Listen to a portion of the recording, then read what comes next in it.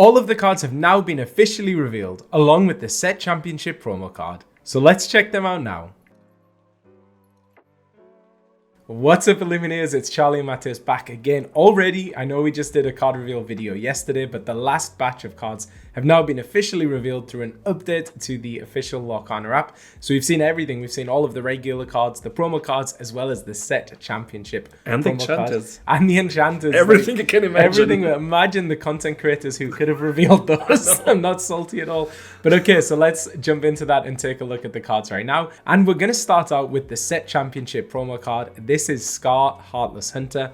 It's a card we already saw, and this card looks absolutely bonkers for the Set Championship. It's just beautiful. I think it's one of the strongest. Maybe after Stitch, maybe? I'm talking about in terms of playability. Yeah. We haven't tried this card yet, obviously, because it's coming with Set 6. Mm-hmm. But when you read it, it seems very powerful. It's pretty much the song, but in a body, right? So Teeth and Ambition. Teeth and Ambition. So it's very, very cool. I'm just excited because obviously this is a way to bring the colors that we're missing from the Enchanted in a way, right? Yeah. Because it's not following the theme, but I think that's in purpose, obviously. I do like that approach. I think they're still sticking to their new layouting and color scheme and so on. So I think very nice. What's interesting in terms of sticking to the scheme, they still have the black bar along the bottom, which means this was done with the art direction of the previous set. That is the true. New Enchanted cards don't have that.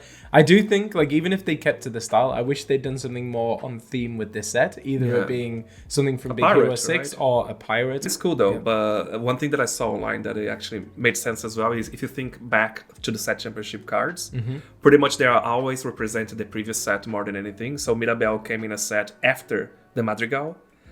This came in a set where hyenas was a big deal. Okay. So maybe the next Set Championship could be something to do with pirates. Then it's going to be a pirate. It could be. We don't know. I mean, I'm not justifying that, but I'm just saying I'm not mad about it. Yeah. I'm looking forward to the mat. We don't have the images of the playmat just yet. Just the card. Playmat is going to look incredible. It's going to be insane. And one important thing to say about this card is that the one that was in the app has the ink well symbol on it, meaning this card could be inkable. But we know from the initial reveal that this is an uninkable card, and in other languages, in Italian, French, and German, it is uninkable. So it does look like it's an error in the app. Will it be an error on the card? We do not know yet. That's what I'm scared, because Lorcana actually, Ravensburger confirmed that is an error in the app, but they didn't say if it was printed in the card. Yeah. So maybe you're going to get a better version of this card if you win the Set Championship in English, but obviously that's not the intent. So that's super cool. I'm certainly excited to try and get my hands all four on this. now. And we don't know about the pricing structure. I think it's safe to assume it's probably going to be top 8 again, with the top 2 getting the playmat. But we shall see. As soon as we know, we'll let you know.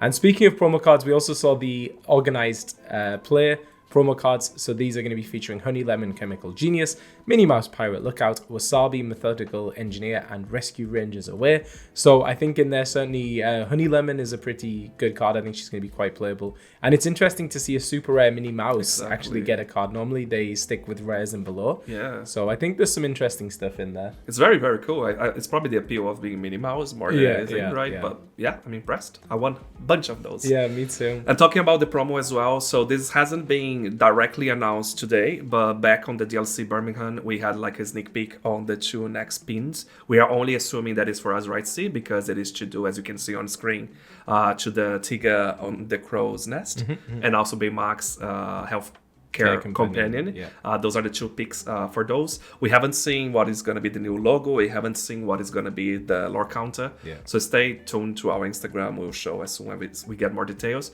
We are only hoping this is for Azurite Sea, but if not, it's for a future set, for sure. And I would have loved either of those pins as the Set Championship promo. I know. I was really expecting Winnie the Pooh to be the Set Championship, but I do love Scar. Don't get me wrong. I love Scar as well. But Winnie the Pooh is going to come later. Yeah. And with that, we'll jump over to the card reveals themselves. So we have a bunch of Enchanteds to start us off. The first one is Chippendale Recovery Rangers.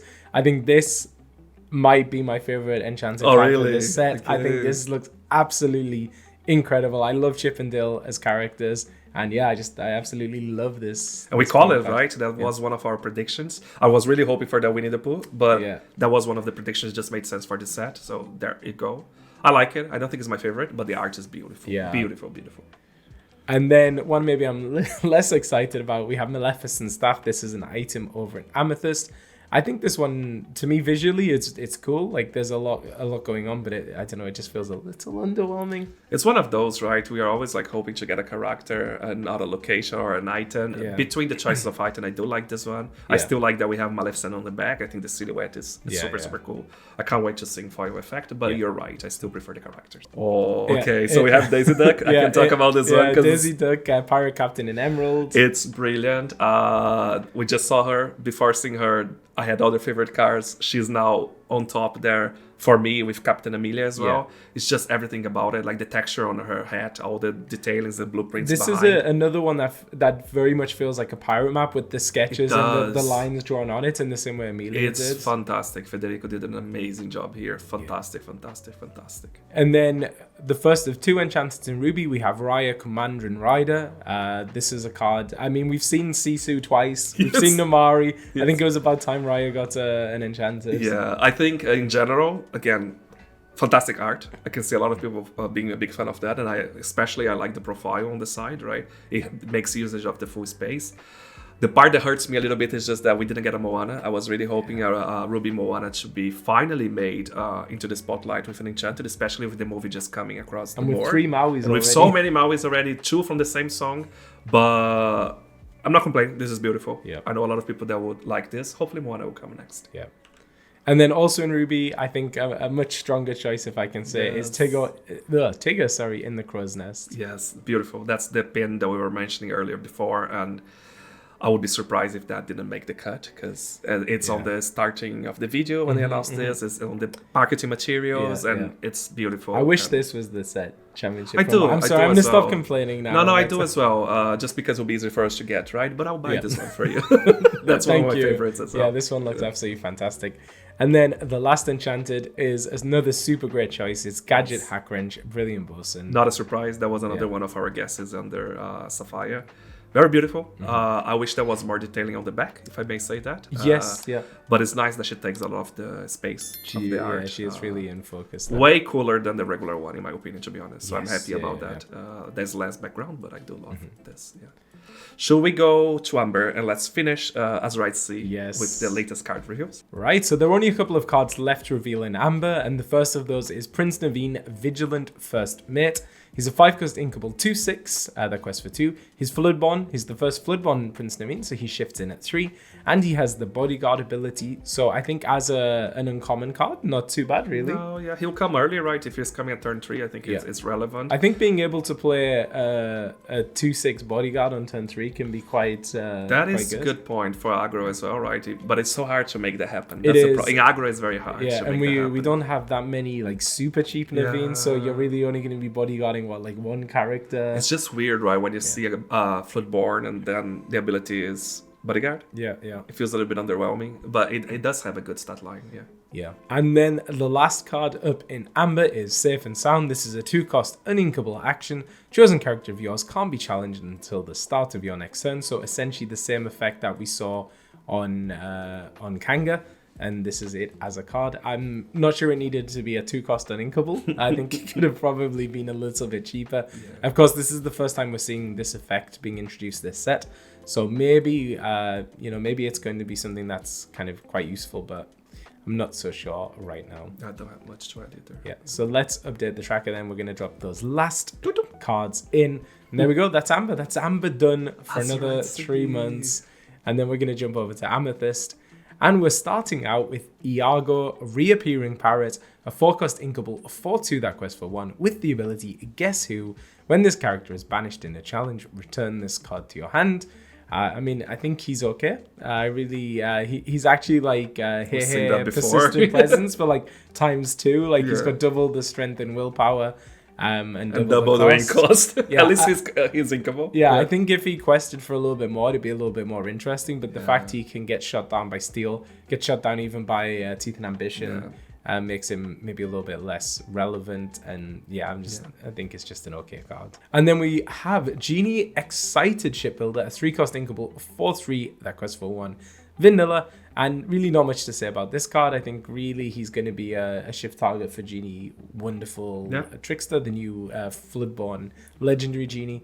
outside of that, I think, probably not going to see that much It's play. literally made for that, it feels like, right? They just drop it there to do that. But the art, absolutely it's incredible insane. from Stefano Zanchi. Insane, So of course, great Stefano. job, every time. And then the last card in Amber is another card from Aladdin. It's Magic Carpet, amazing flyer, a 3-cost inkable, 1/3 that quests for 3, Ooh la la. vanilla, and it is very much an aggro threat in Amethyst that is inkable, which is always nice. So that's a good example of a vanilla card that we can spend more than 10 seconds Yeah. talking about. Like, I really like it. It's actually, for me, what calls me a lot of attention apart from the gameplay is the art. We haven't seen an art like this yet. It almost feels out of place. Do you think? Yeah, I do like it, but it's so different, the detailing, right? Yeah. It's very striking, though. So that's cool. I think that's probably the first time I see also an art from Ron. I'm probably wrong. Bad, yeah. I'm sure there's more. I'm sorry, Ron, if there are more. But super cool. Super cool. It's really cool. And that will do us for Amethyst. So let's update the tracker now. Drop those last 3 cards in. Let's go to Emerald. Let's go to Emerald. So first up in Emerald, we have Daisy Duck, Pirate Captain, a 4-cost inkable, 3/3 that quests for 2, with the ability Distant Shores. Whenever one of your pirate characters quests while at a location, draw a card. So very cool draw engine for an Emerald pirate build. Requires a little bit of setup because you do need the location, the character, and them to have dried to be able to quest from that location. And they have to be pirate. And they have to be a pirate. So, very hard. so it does require a little bit, but I think if you're building a deck specifically around Emerald Pirates, we did see some support in the previous reveals video for Emerald Amber Pirates. So maybe there's going to be something there. I think it's maybe the color combination that's the least represented with the pirates, but a card that will no doubt get better over time as they add more Emerald Pirates to the game. So I'm going to comment in a few things because I literally just realized and I'm looking at that. It's almost like the whole Peter Pan Captain Hook that we saw in Tunetank Lands where the arts are continuous but are in different spots of the same place. Because the Donald Duck that we saw just in the last review is in the same ship, and I realized that by the bows. The golden bows is the shape of the door I'll show it on behind the screen Donald. So now. it's shown on the screen. So she's looking at him. I think he is actually doing a movement to her, and she's on the other side, which is amazing. And she's holding the Incaster as well, which is super cool. So I love this art so much. Honestly, again, one of the best arts in the set, in my opinion. Yeah, it's super good. It's amazing. It's the lighting, right? Yeah. Everything about it. She's so dynamic. Yeah. Good job. And then next we have Mosquito Bite. This is a 1-cost inkable action, which says simply put 1 damage counter on chosen character. But is the important word here. Yeah. So I mean, we can argue why they've done this. It definitely feels like they wanted to give Emerald a different way to deal damage than Steel. So instead of dealing damage, you're putting damage. The main thing is that this will get around something like Resist, because you're placing the damage counter rather than dealing the damage. But what's interesting about this is we've seen lots and lots of cards that are kind of working in Emerald that do things if there's a damaged character on board. Unless you're playing with Steel, you can never really make good use of those in a lot of cases. So this is a card in Emerald that will actually synergize with those damaged character abilities. It was really interesting, actually. I want to see how people will use this, but I just love the turnaround and making it work even for those scenarios. Yeah, and I do think this is quite a cool card. It is cute. It's so funny. We'll see if people are able to build something around this. And then the last card for Emerald is Perilous Maze, Watery Labyrinth. This is a 3-cost inkable location. It's got a move cost of 1, a willpower of 8, and 1 law per turn, with the ability Lost in the Waves. Whenever a character is challenged whilst here, each opponent chooses and discards a card. So it's very reminiscent of Cursed Merfolk. It's basically any character that's placed here can become a Cursed Merfolk. I think the fact that it's a move cost of 1, we know that locations with cheap move costs are usually the ones that tend to do well. It has passive law, which is really good. It has a willpower of 8, which is like all of these things sound very good for this location, and the ability is also very good. I could see this for sure seeing place in like an Emerald aggro deck. You could, load up this location with a bunch of characters on turn 4, I guess, and then really put your opponent in kind of that difficult position. We all know how kind of irritating it can be to deal with the Cursed Merfolk, and now if everything's a Cursed Merfolk, then you really got to make that decision what you want to do. So I do think this one's interesting. So many hidden Mickeys as well, I'm just realizing. We'll cover that in a different video. I do want to say, because I think we talked so much about the discard in the previous video, right? And I think a lot of people are reacting to that. We are not against discard. It's just not for us. It's not something we will play. But it is a mechanic. It is a very valid mechanic. It's a strong one in Emerald. Yeah. It's just we see it that as sometimes it can be more frustrating than enjoyable to be on the other end. Yeah. But it is fair. It is a mechanic. Hopefully it will be balanced accordingly. And I do feel like a location like this, or the effect on Cursed Merfolk, is a lot more of an interesting way to go about it, because as like your opponent, they have a choice to make. Exactly. This is the right way to use it in my point of view. I'm all for mechanics like that. I just don't like when you are not in your hands to play. I think that's when you're forced to discard your whole just hand. Forced. But I'm not going to get into that, because that's not the point. I want more to say that it's okay. We understand there's a mechanic in the game, and we are excited to see more about the mechanic. Yeah. And with that, that is everything for Emerald. So we'll drop those in now. And then we'll go straight over to Ruby. It's a very quick one today, actually. It is, yeah. And we're going to start out with a character I wasn't expecting to get a card. Never. Getting a card before a lot of other really well-known characters. But here we go. So we have Makowski, Space Trooper. He's a 4-cost inkable, 3/2 that quests for 2, evasive. And I think this one could be okay. Maybe in like limited formats, you might want to grab this one. I think it's strong for limited, actually. Yeah. I don't know if I would use in my regular deck. I do like a lot about that. It's just it's a shame about the willpower, right? Add one more, and I could see myself using it. Yeah. If he was a 3/3 that quests for 2 evasive, maybe a little bit too OP.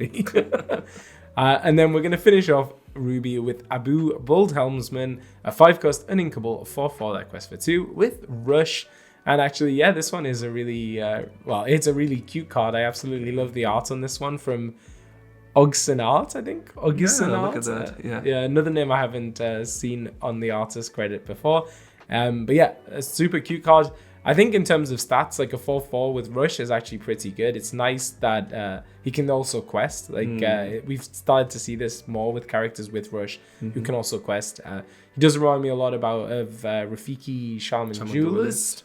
I think actually he's better. I know he costs 1 more, but the fact that he's always getting that 4 strength, the 4 strength, and the 4 willpower means that, if your opponent wants to take him down to stop him getting the 2 lore, then they're probably going to be trading as well. So. That is interesting, because on paper it is better, and you're probably right. But for me, that one difference in cost will make such a difference as well. How you SKO with Ruby Amethyst. That I think I would still prioritize Rafiki, because I would be using that to attack at the end of the day, to banish and to challenge more than actually being used as a target.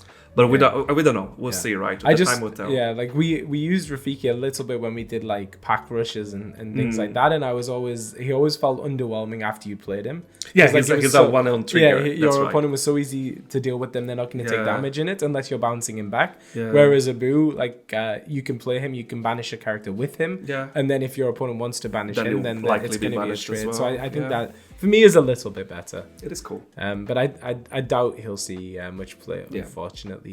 Should we put this in the tracker? Yeah, let's put that in the tracker, dropping them down there. And then swiftly over to Steel, and the character I'm very excited to see in the game. It's Sue Sylvester. No, sorry, it's Calhoun, Marine Sergeant, a 2-cost and inkable, 3/2 that quest for 1. She has resist and the ability level up.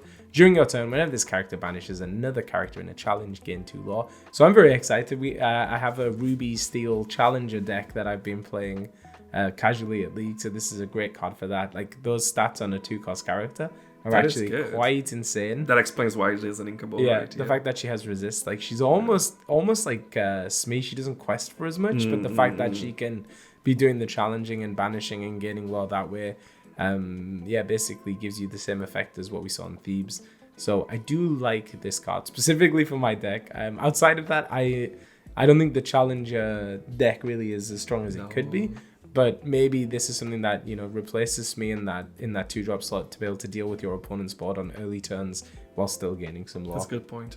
And don't forget, she can still be bitten by the mosquito bite, even with her resist. It's true. Protect her necks and use her repellent. She hates bugs, right? And she hates bugs, so she can be bitten. And then another rare card we have for Steel is King Sensor Core. This is a 3-cost inkable item. It has 2 abilities. The first one is Symbol of Royalty. Your Prince and King characters gain resist +1. And Royal Search, Exert, pay 2, reveal the top card of your deck. If it's a Prince or King character card, you may put that card into your hand, otherwise put it onto the top of your deck. So we saw the Queen Sensor Core in the previous set, and this is the counterpart for the Kings. I don't know that we've seen Prince and King tribal decks really reach their potential, but I do think this is an interesting one for them. Being able to give all of your characters resist on an item can be quite good. We know how good resist is as an ability, especially if you're against steel. And it's very fitting for steel. It's cool that the difference between this and the Queens is that it is based on the defense and the steel versus the other one being surprisingly about lore. Super cool. Yeah, very cool item, very masculine item. It looks like a car engine. It does. And then we have Kohut Tristan Marine, another character I would never have said would be in lorcana, but there you go. 2-cost Inkable, 2/3 that costs for 1 vanilla.